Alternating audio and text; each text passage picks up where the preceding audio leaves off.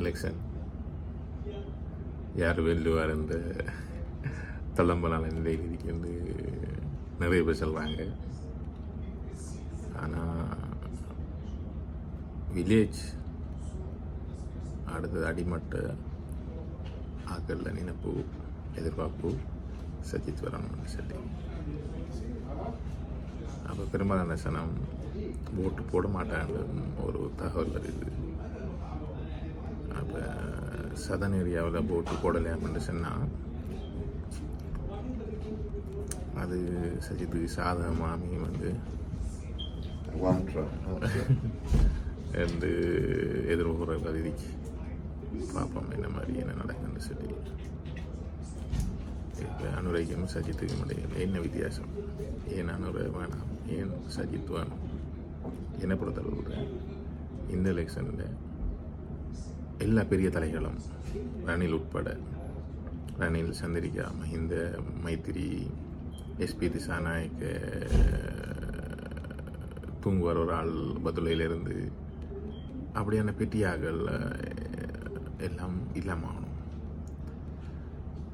ஒரு சின்ன டீம் கொஞ்ச நாளைக்கு ஆளணும். சஜித் அனுர எதிர்கட்சி தலைவராக சஜித் ஜனாதிபதியாக இருந்து ஆளணும். ஆண்டு நாட்டை அடுத்த கட்டத்துக்கு திருப்பி போகணும். முடரற்ற நாட்டுக்கு அதான் நம்மளை எதிர்பார்ப்பு. அடுத்த முறை இவர் சஜித் சரியாக செய்யாட்டி அனுருக்குரிய வாய்ப்பு சரியாக போய் சேரும். அப்போ அவர் மோல்ட் ஆகிருப்பார். ஒரு எதிர்கட்சி தலைவராக இருந்து அவர்கிட்ட டீம் இப்போ 6 4 5 தவிர மற்றதும் தெரியா.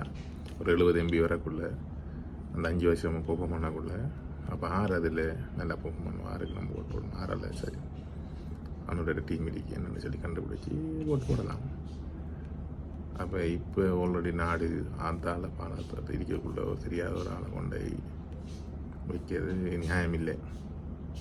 அதுக்காக நான் அனுரைக்கு ஆதரவான நாள், சஜித்துக்கு ஆதரவான நாள் அப்படி இல்லை. நான் சஜித்துக்கு ஆதரவான நாள், அனுரைக்கு எதிரான நாள் இல்லை. அதான் நம்ம கருத்து.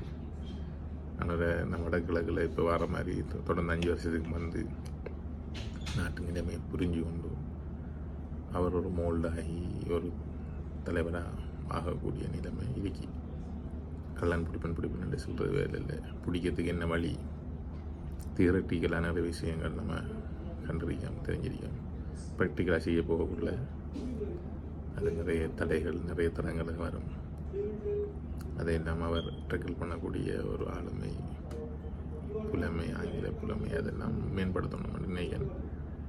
தெரியா ரோங்காரிகளை நான் சொல்கிறது. அவர்கிட்ட டீமை பெர்ஃபார்ம் பண்ணணும்.